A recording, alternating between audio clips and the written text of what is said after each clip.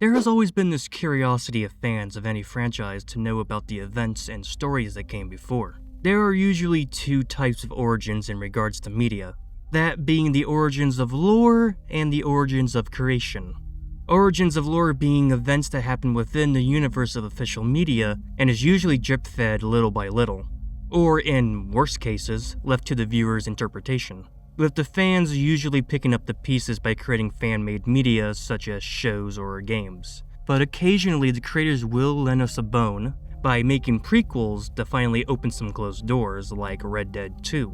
But then you got, to me at least, the more interesting of the two, the origin of creation. Unlike lore, this focused more on the behind the scenes, parallels to real-life events or other pieces of media that the creators took heavy inspiration from, like the Silent Hill franchise with Jacob's Ladder and the works of David Lynch and Stephen King for the games, and Centralia, Pennsylvania for the movie, which a lot of people still think Centralia inspired the games, but it didn't, it only inspired the movie. Because, research. It's a mad person's sport. But a lot of the times, creators usually tend to be very vague or don't give any information of what inspires them at all, which usually leads to the communities of said franchises to do what they do best.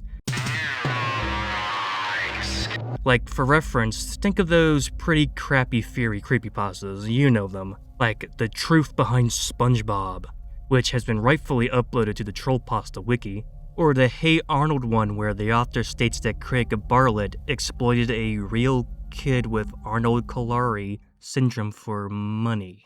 Could be worse. He could have made a theory about killer robo-furries was actually based on a real shooting. Oh hi MatPat. And then you got your second type of theories using real-life historical events. This video's about Five Nights at Freddy's, by the way. We all know about MatPat's infamous first theory, but I'd rather not talk about that. And of course, if you're all probably thinking, well, why did you bring this up in the first place if you don't feel comfortable making a video on it? And to that I say, well, it greatly reminded me of this one creepypasta that came out a while ago that was originally going to be the basis of this video, but was scrapped. And that creepypasta being Chucky's special. It was going to be about how this story and Five Nights at Freddy's actually have a very weird and surprising coincidence with them that really makes you think whether or not if Scott actually took inspiration from it, since this pasta came out a year before the original Five Nights at Freddy's. But I scrapped it. Not because I thought it was a bad video idea, but because there just really wasn't much to talk about. Because if I did, it would have been like a 4-minute video and that would be it. I mean, the only thing that this story has in common with Fnaf is that the antagonist, who was an employee, dressed up in a company's mascot suit in order to lure kids in the back, and then they killed them. That's it. I mean, yeah, again, it's a surprising coincidence, because, it happened in Fnaf, but, again, there isn't much to go off of. That's kind of all that happens in that creepypasta. Hell, the reason for the child murdering was completely different as well. I mean, William Afton, he killed the kids in order to attain some kind of weird haunted metal thing that Scott just threw at the walls to outdo all the theorists who were so close to solving a mystery about a Chuck E. Cheese knockoff. And the unnamed assailant in the creepypasta killed the kids in a cannibalistic act in order to make the pizza the best it's ever been. I mean, the video would have just boiled down to, whoa, did you see that, guys? This guy dressed up in a fursuit just like Wilfred Albatross and murdered a bunch of kids. Crazy, isn't it? Hey, bye. The story is really short, and if you want to read or watch someone else read it, you can check out Buttered Toast, who is also actually the author of the story, so go check them out and show them love. Of course, I'm not sure how much they feel about their story being constantly, compared to Five Nights at Freddy's, but oh well. So since that story was completely flushed down the toilet, I gotta go and look at a new creepypasta. And luckily enough for me, I found a different story claiming to be the definite origins of Fnaf, with today's story being the true story of Five Nights at Freddy's. Yeah. So let's see if this is the true origins. Take a shot every time I said origins of Five Nights at Freddy's. Cause who cares what Scott says? Who cares if he took inspiration from his time at Chuck E. Cheese and also based it off the fact that all the people made fun of his games for looking like scary mascot characters? Fuck him. Vincent Christopher, at the age of 14, was amazed by the animatronics at Chuck E. Cheese Pizza Time Theater. He wanted to do something with animatronics when he grew up. Then 20 years later, he formed a company named Fazbear Entertainment and lived his dream of working with animatronics. He built animatronics for the TV show below. Fredbear and Friends was the first television show Fredbear Entertainment created. It featured animatronic characters that would talk and interact with each other. There were different characters consisting of Fredbear, Freddy, Bonnie, Chica, and Foxy the Pirate. There would often be a conflict. Then Fredbear or Freddy would solve it while singing a song that relates to the solution. Usually the conflict was made by Foxy or the others by mistake. Vincent was really proud of himself to make the animatronics and direct the show, but sadly the show got canceled because it was costing too much to program 5 animatronic characters. But after 4 years in 1987, the show got reruns on TV before it was officially canceled in 1990. Fredbear's Family Diner, 1987. The first restaurant that Fredbear's Entertainment had created. The restaurant contained 2 animatronic characters who were, from left to right, Fredbear and Spring Bonnie. Fredbear was from Fredbear and Friends, and Spring Bonnie was totally new. At the time, Fazbear Entertainment created something called a Springlock suit. A suit that would be wearable and it would still function as an animatronic, if you're not in it. To function a Springlock suit, you would have to open a small door in the back of the animatronic and insert a crank. Then you would turn the crank clockwise until it was in costume mode. When you get out, then you would turn the crank counterclockwise, and it would then be able to function as an animatronic. Fazbear Entertainment, however, stopped making Springlock suits because of the 2 Springlock failures. Another interesting thing is that the prize counter, you could get a small walking and talking animatronic nicknamed as a plus trap or a finger trap. It was basically a tiny Spring Bonnie that was fully movable and would talk to its owner. They also sold Fredbear's plushies. In 1996, Fredbear sadly had to close down. Fredbear was scrapped and Spring Bonnie was later kept in the 1997 Fredbears before being found and used in Fazbear's Fright. The second restaurant that Fazbear Entertainment created, this Freddy's, was a family restaurant that provided entertainment via singing and dancing animatronic mascots like the last one. Despite the previous restaurant having the primary mascot and figurehead named Fredbear, the main character is named Toy Freddy Fazbear. Along with his bandmates being named Toy Bonnie and Toy Chica, there was also Toy Foxy, who was a put-together and take-apart attraction. These 4 are the most advanced animatronics Fazbear Entertainment has ever created. They were equipped with facial recognition that could scan someone while looking at them and detect if it is a criminal. This location also had 2 new characters named BB and the Puppet. BB's purpose would be advertising balloons, hence the sign he held that read balloons. He did not move. And there was a speaker in his mouth where he would talk and often advertise how you could get balloons at the prize counter. The puppet was basically a jack-in-the-box. When the crank is turned, it plays a music box melody, often My Grandfather's Clock. If the music stopped, the lid slowly opens and the puppet slowly rises out. You could say something before slowly going back down and the lid becomes shut. His movements are similar to the Murray Bridge Bunyip. The main band in Toy Foxy was named after the characters in Fredbear and Friends. After 4 weeks, this Freddy Fazbear's Pizza got closed down. The toy animatronics were scrapped due to malfunctions. However, in the parts and service room was all the animatronics that were in Fredbear's and Friends, excluding Fredbear and Spring Bonnie. They were kept in hopes of a possible reorganization of the company. The third restaurant that Fazbear Entertainment created opened in 1996. This restaurant had 4 animatronics that were from Fredbear and Friends, excluding Fredbear. It was repaired so that they would work properly again. They also were given new suits that were modeled after the old ones, but the endoskeleton stayed the same. These animatronics were stored in previous restaurants and parts and service room before it got closed down. Freddy Fazbear, Bonnie the Bunny, and Chica the Chicken were the names of the characters. Foxy the Pirate had his own stage, Pirate's Cove, that was eventually put out of order. This was the second restaurant to use the Springlock suits. After a few years in 2002, an incident occurred when a man murdered 5 kids in total inside the backstage of a pizzeria.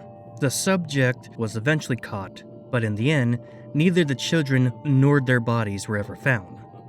After the murder, less and less people started to come to Freddy's, and the company was not getting enough money. They had to do a few things to balance their budget, such as taking out the arcade games that were besides Pirate Cove and making Pirate's Cove out of order completely. But it didn't matter. The pizzeria closed in 2003. This pizzeria is the one Fazbear Entertainment is most known for, hence why we named the website Freddy's Fazbear's Pizza instead of Fazbear's Entertainment. God, the fucking heat is fucking with me. Probably not a bright idea to record this video with a massive soundproof blanket over your head during a massive heat wave, but fuck it. Why not? Well, speaking of horror, Fazbear's Frights, the horror attraction, 2022 to 23. The first attraction that Fazbear Entertainment created, Fazbear's Frights. The horror attraction was a replica of the old Freddy Fazbear's Pizza located inside a local amusement park. Meant to receive the decades-old urban legends that surrounded the establishment. In the early development of the attraction, some of the soon-to-be managers were digging through the original pizzeria to find some props and decorations for Fazbear Frights. The list of what they found is leftover animatronics heads and bodies from the backstage, children's drawings, unused poster artworks of the mascots, arcade cabinets, the old box of animatronic masks from the 1987 Freddy Fazbear's Pizza, a fan, a cardboard paper plate man, a desk, an animatronic mask from the puppet, who was from the 1987 location, plastic present decorations. After 3 more hours of searching, they found an old spring Bonnie animatronic from Fredbear's Family Diner. They then put all of this in the soon-to-be attraction, outfitted with old animatronic parts and suits, as well as dim lighting and true-to-life decor. Patrons would walk through the building like a haunted house. Spring Bonnie is now heavily damaged with a dirty golden color. This is probably due to years of rotting and collecting dust. The attraction was supposed to open every Halloween, but before it even opened its doors, it burned down. This was probably because of faulty wiring. Only a few items survived the fire. Vincent Christopher was the founder of Fazbear Entertainment and creator of all the animatronics featured in Fazbear Entertainment. He had 2 sons named Max and Cameron. Max was very sensitive and would cry easily. Cameron bullied him because of this. Vincent, being the creator of the animatronics, usually kept some of the animatronics in his house. Cameron bullied Max by putting on his dad's animatronic mask and scaring him. I don't know why Cameron's a funny name. So oddly specific. However, Cameron quickly regretted being a bully on Max's birthday party. Max had his birthday at Fredbear's Family Diner and was injured by an animatronic because Cameron and his friends shoved him into the animatronic's mouth. The animatronic spring locks loosened and bit Max, crushing his skull. The doctor had to perform a lobotomy in order for him to survive, and he did. But he mysteriously was found dead in front of Freddy Fazbear's Pizza in 1987, a month later, leaving only Vincent and Cameron left in the family. This made Vincent give up, but in 10 years, he wanted to make another restaurant to honor the death of his son. So he created Freddy Fazbear's Pizza in 1987, but after 6 years and 5 children went missing inside the pizzeria, and then less people started to come.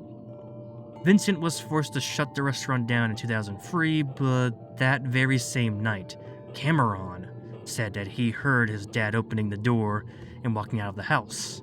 The next day, Vincent was not in the house, and Cameron lived with his mom until he grew up. This has made many people believe that all the restaurants Fazbear Entertainment had created to be haunted, especially the 1997 Freddy Fazbear's Pizza, which has remained longer than Fredbear's, the other Freddy's, or Fazbear's Fright, even though it closed back in May 31st, 2003. Freddy Fazbear's Pizza in 1997, every Easter only Bonnie and Chica would perform since bunnies and chickens were both Easter icons. Oh, these are some other cool facts. Woo! One of the foods on the menu was popcorn to watch the band perform. Don't know why that made me laugh. 1987's Freddy's was the only one to deliver pizza to your door. However, this was not continued in 1997. Bonnie's fur was originally lavender. However, it was changed in 2001 due to confusion that Bonnie was a girl instead of a boy. It was changed to blue, which is funny because the blue one looks like a femboy. Fazbear Frights 2022 to 23. The animatronic's fur was made out of fabric and cloth. So that was it. It was just a standard fairy story. well, it's horrifically outdated now compared to what's going on now in the series with the whole mimic shit, Asgoo, Mpreg, all the crap going on in the stories now. Vincent is pretty much just Henry. This was definitely made before Sister Location. The story is alright, it's just a fan fiction that they believe to be a real story. I mean, it mentions Chuck E. Cheese Pizza Time Theater at the beginning, but nothing else to it. Not really memorable, it's just trying to be like, well, Five Nights at Freddy's, but this is my own interpretation of it. And where would this story rank? It would completely rank at 4. It's unremarkable. It's not good, but it's not bad. I don't even really got much to say because, well, it's a story that you really can't change all that much. So, yeah, that's it. I'll see you all in like the next 6 months because, when it comes to regards of working on that massive video I've been talking about the last video, yeah, not even halfway fucking done. So, just be very patient. So, wish me a horrible luck, and I'll see you in the next video, whenever that will be. Goodbye.